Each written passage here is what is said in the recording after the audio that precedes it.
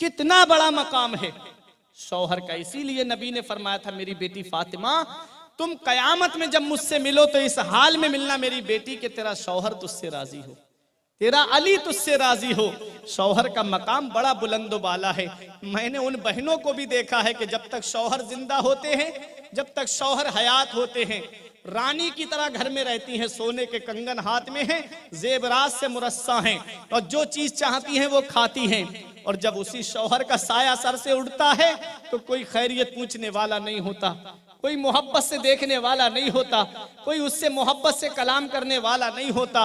इसलिए अपने शौहरों की कद्र कर लो, अपने शौहरों की इज्जत कर लो। जिस दिन इनके साए सर से उड़ते हैं उस दिन कोई सपोर्ट करने वाला नहीं होता है। इसलिए ऐ मेरी बहनों, ऐ मेरी माओ, ऐ मेरी बेटियों, ऐ मेरी कौम की कनीजों, याद रखो शौहर अल्लाह की बहुत बड़ी नेमत है। जिस दिन इनका साया सर से उड़ता है उस दिन पता चलता है कितनी बड़ी नेमत को हमने खो दिया है। मौला अली शेर खुदा रजी अल्लाह ताला अन्हु अपनी बीबी हजरत फातिमा तो ज़हरा रजी अल्लाह ताला अन्हा से बड़ी मोहब्बत फरमाते थे, बड़ा प्यार फरमाते थे, बड़ी आपस में मोहब्बत रहती थी। एक दिन मेरे आका हजरत फातिमा को बुलाने के लिए आ गए। देखो शौहर का मकाम क्या होता है। नबी ने फरमाया, फातिमा चलो मैं तुम्हें बुलाने आया हूँ। हजरत फातिमा ने अर्ज किया, बाबा अली घर पे नहीं है। नबी करीम सल्लल्लाहु अलैहि वसल्लम तशरीफ फरमा हो गए, अली शेर खुदा तशरीफ लाए। नबी ने इरशाद फरमाया, अली कहाँ चले गए थे, मैं तुम्हारा इंतजार कर रहा था। अली शेर खुदा ने अर्ज किया, या रसूल अल्लाह मेरे माँ बाप आपकी अजमत पे कुर्बान हूँ। हुक्म इरशाद फरमाया, आका ने इरशाद फरमाया, मैं अपनी बेटी फातिमा को बुलाने आया हूँ। हर बाप अपनी बेटी को बुलाने जाता है। जब बेटियों का निकाह हो जाता है, शादी हो जाती है तो बाप जाता है, किसी के यहाँ भाई चला जाता है, बुला करके लाते हैं कि नहीं लाते अपनी बेटी को या अपनी बहन को। आका अपनी लाडली को बुलाने के लिए गए तो अली शेर खुदा ने रोक के कहा, या रसूल अल्लाह आप मालिक व मुख्तार हैं, या रसूल अल्लाह आप ले जाते। हजरत फातिमा से कहा, फातिमा तुम गई क्यों नहीं? तो हजरत फातिमा ने कहा कि आपकी इजाजत मुझे नहीं मिली थी इसलिए मैं नहीं गई। देखें शौहर का मकाम क्या होता है। नबी करीम सल्लल्लाहु अलैहि वसल्लम अपनी लाडली को बुलाने आए हैं। हजरत फातिमा कहती हैं कि मैं नहीं गई हूँ, इसमें भी मेरे वालिद की मर्जी है, मेरे अब्बा की मर्जी है। क्योंकि जब मुझे रुखसत किया था तो मेरे वालिद ने मुझे सीने से लगा के कहा था, बेटी मुझसे कयामत में इस हाल में मिलना कि तेरा शौहर तुझसे राजी हो। आपकी बगैर मर्जी के मैं कैसे चली जाती। अली शेर खुदा कहते हैं, मेरी हर वक्त में मर्जी है, हर वक्त में मेरी रजा है। हजरात ये देखें, शौहर की रजा के बगैर औरत घर से बाहर कदम नहीं निकाल सकती। अगर शौहर की इजाजत नहीं है तो वो घर से बाहर कदम नहीं निकाल सकती। अल्लाह अकबर। जरा देखो शौहर की फर्मा बरदारी का सिला क्या मिलता है, शौहर की फर्मा बरदारी का इनाम क्या मिलता है।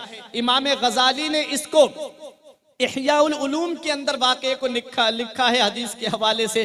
फरमाते हैं कि एक औरत का शौहर उससे ये कह के गया कि जब तक मैं आ नहीं जाऊं वापस कदम घर से बाहर मत निकालना। कहते उसके पीछे उस लड़की का बाप बीमार पड़ गया। बाप बीमार हुआ तो खबर की घर खानदान वालों ने आकर के, तेरे वालिद की तबीयत खराब है। उसने कहा मैं नहीं जा सकती, मेरे शौहर की इजाजत नहीं है। आका की बारगाह में खबर पहुंचाई, या रसूल अल्लाह क्या मैं वालिद को देखने जा सकती हूँ? नबी ने इरशाद फरमाया, शौहर के आने का इंतजार करें। हजरात बात वो लोग वापस चले गए। फिर तबीयत ज्यादा खराब हुई वालिद की। फिर आए वो घर वाले तो कहा कि तबीयत ज्यादा खराब है, बेटी को याद कर रहे हैं, आखिरी वक्त में अपनी लख्ते जिगर को याद कर रहे हैं। तो बेटी ने जब इतना सुना फिर आका की बारगाह में पूछने के लिए किसी को भेजा, क्या मैं जा सकती हूँ अपने वालिद को देखने, तबीयत ज्यादा खराब है, आखिरी वक्त है। तो आका ने इरशाद फरमाया, शौहर के आने का इंतजार करें। अल्लाह अकबर। कदम घर से बाहर नहीं निकाला, कदम घर से बाहर अभी नहीं निकला। हजरात उधर तबीयत बिगड़ती चली गई, बिगड़ती चली गई। बाप की तबीयत इतनी बिगड़ी कि भाई आया दौड़ता हुआ बहन से, कहता कैसी पत्थर दिल है, बाप को देखने नहीं जा रही है, वो आखिरी वक्त में तुझे याद कर रहे हैं, तुझे पुकार रहे हैं। तो उसने कहा मेरे शौहर की इजाजत नहीं है। अल्लाह अकबर। उधर बाप का इंतकाल हो गया।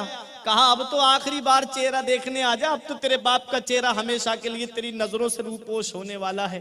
फिर खबर भिजवाई, या रसूल अल्लाह क्या मैं जा सकती हूँ? नबी ने इरशाद फरमाया, शौहर के आने का इंतजार करें।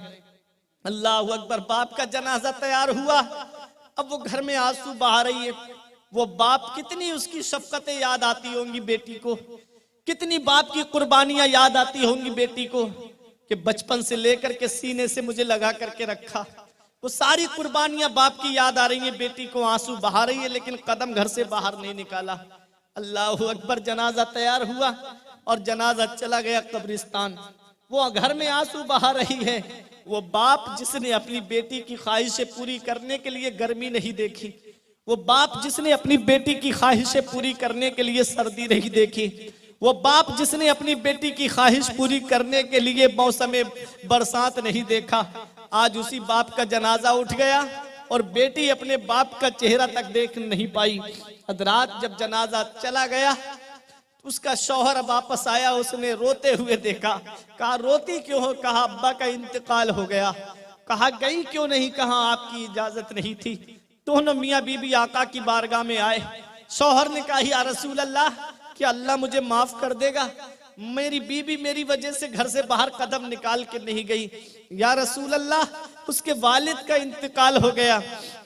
या रसूल अल्लाह, कि अल्लाह मुझे माफ कर देगा, मेरी वजह से उसने घर से बाहर कदम नहीं निकाला। मदीने वाले मुस्तफा ने इरशाद फरमाया, शौहर की फर्मा बरदारी करने का अल्लाह ने इसे ये सिला दिया है कि ये घर में फर्मा बरदारी कर रही थी, परवरदिगार ने इसके बाप को वहां बख्श दिया है। ये इनाम मिला शौहर की फर्मा बरदारी करने का। आज की मेरी बेटी होती, आज की कौम की मेरी बहन होती तो कहती तुम कौन होते रोकने वाले, मेरा बाप बीमार पड़ा है, मेरे भाई की तबीयत खराब है, तुम होते कौन हो रोकने वाली? रोकने वाले बगैर इजाजत के घर से बाहर कदम निकाल देती। लेकिन कितना बड़ा मकाम है शौहर का, कितनी बड़ी शान है शौहर की, कितनी बड़ी अजमत है शौहर की कि शौहर की बिला इजाजत औरत घर से बाहर कदम नहीं निकाल सकती। नबी इरशाद फरमाते हैं, अल जन्नत तहता अक़दामी उम्महातिकुम, जन्नत तुम्हारी माओ के कदमों के नीचे है। और औरत की जन्नत जो है वो शौहर की फर्मा बरदारी में है। उसका शौहर उससे राजी है, अल्लाह उससे राजी है, उसका रसूल उससे राजी है, अल्लाह के फरिश्ते उससे राजी हैं। इसलिए मेरी बहनों, मेरी कौम की माओ, शौहरों की इज्जत कर लो।